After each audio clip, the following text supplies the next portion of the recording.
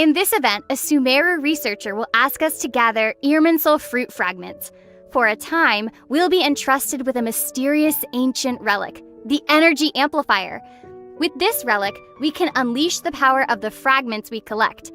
During the event, this Energy Amplifier will grant us some effects in combat. So it really is literally amplifying our abilities. Speaking of ancient relics, I feel like Mr. Zhongli would know something about that. What are you looking at me for? You know I'm not really Zhongli, right? Oh. But I do happen to have some insight on the Energy Amplifier. For one, there are variations of how you can configure the fragments into the Energy Amplifier. One variable, motive force, affects how many fragments one can configure. The higher the sum of your character's levels, the higher motive force you can provide to the Energy Amplifier. With higher motive force, players will be able to equip more high-quality fragments to strengthen their team. What if I don't have enough characters at higher levels? As always, Zach, that's where your friends come in. You can borrow up to 3 characters from your friends to increase your motive force. You got that, Zach? Oh, friends.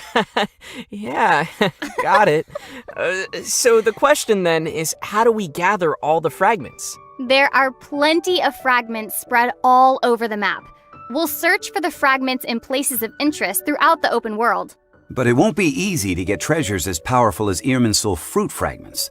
Now, players will have to get rid of any trouble circling around the fragments before they're able to collect them. Ah, that makes sense. And we'll also be able to enter something called a Twisted Realm in the later phase of the event. Twisted Realm?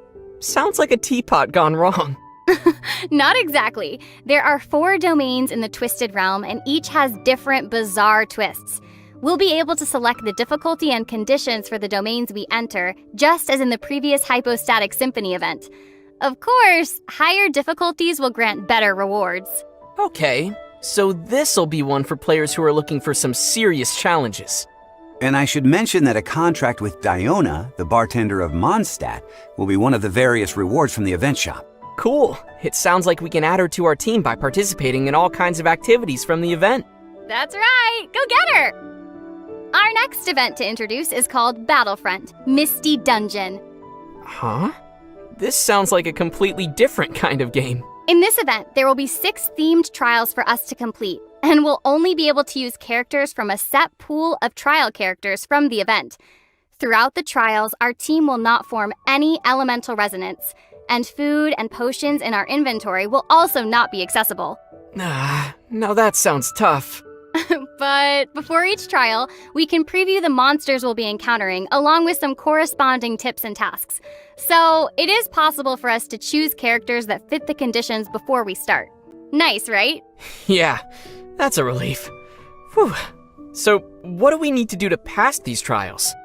In each trial, players need to activate all 3 of the ancient runes within the time limit to gain access to the final challenge. There are benediction mechanics with the trials, which allow players to obtain certain bonus effects and make it easier to complete the trials. At the same time, there are also some automated weapons systems that will detect and attack any intruders.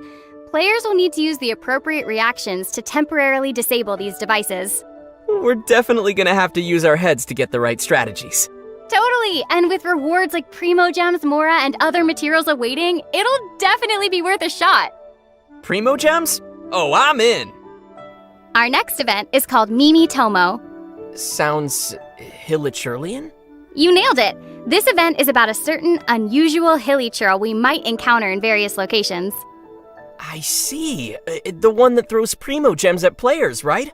Okay, to viewers who are searching for where you can find this unusual hilichurl right now, just know you can't actually use the Primo Gems it throws at you. Lately, this unusual hilichurl has been stirring up trouble on the merchant routes. It's time for us to teach it a lesson. But this hilichurl is not an easy one to trace. So we'll need to borrow some help from an expert. Perhaps you remember the hilichurlian expert Ella Musk? Yeah, you mean that little girl in the library? So it's time for her to teach us a lesson. Yeah, we'll be utilizing the handy handbook of hilichurlian from her to communicate with other hilichurls for intel on the whereabouts of this unusual hilichurl. That seems like fun, but I'm not sure I can memorize that much hilichurlian. You can write it down, Zach. Or you can take a screenshot. Oh, yeah, screenshot. Now that's good advice. The only question now is, how reliable is this handy handbook of Hilichurlian? After all, it has a disclaimer on its title page saying it cannot be held responsible for any consequences of its use. Wait, so you're saying it could potentially do more harm than good? If that's the case, we'll have to persuade the Hilichurls by physical means. Ooh, now that's what I'm talking about. We could be quite persuasive that way. That wouldn't be persuasion! Wait, now I'm confused. We're talking about bribing them with some apples or something, right? Like that type of persuasion? Oh, apples. Yeah, apples. And now you're making me feel like I'm a bad person. Anyway, players will gain some furnishing blueprints, primo gems, and other rewards from the event, so be sure not to miss out on this one. Our next event is simply called Wind Trace. Personally, I'd like to call it hide and seek. All right, sounds fun. And in case you're wondering, Wind Trace actually originates from when ancient nobles were hunting for rebels in Mondstadt. Okay. Now things are starting to sound a little bit scary. No worries, Zach. Today it's transcended from its dark history, passing down only the names of the two sides, Hunter and Rebels. Oh, so what does a round of Wind Trace look like? I'm glad you asked, Zach. Players will be playing in contested zones. They will be allocated one of the two sides, the Hunter or the Rebels. The Rebels hide and the Hunter seeks. But there's more to it than just that. The Rebels can use their windward arts to disguise themselves, place bait, or temporarily enter a hidden state. All right, sounds interesting. How about the Hunter? What can they do? The Hunter can use various arts to detect the location of the Rebels and disable their tricks and disguises. So, the two sides are really going at it then. Yeah, and during the game, favors will descend upon the area at random, and both sides can pick up these favors to help charge up their own so-called secret favor. There are 5 contested zones in the open world, so those who are familiar with all the areas and terrain will have some advantages. Good news for those treasure chest hunters out there. Yeah. Players will obtain Wind Trace coins from the event and unlock a variety of rewards, including a Wind Trace-themed name card. But if you play the game in co-op mode with your friends, or if you've already reached the daily limit of obtainable Wind Trace coins, then you won't be able to gain any more. Ah, I see. I hope you'll all enjoy this little game. Our final event is called Overflowing Mastery. We had Leyline Overflow before, right? That's right. Only this time, we will have doubled talent level up materials. During the event, we will have 3 chances daily to collect double rewards using original resin from selected domains of mastery. If I'm not mistaken, this is the first time we'll have an event that doubles talent level up materials. That's huge. Exactly. So if you need to grind for talent level up materials, this will be your chance. I bet everybody's gonna love that.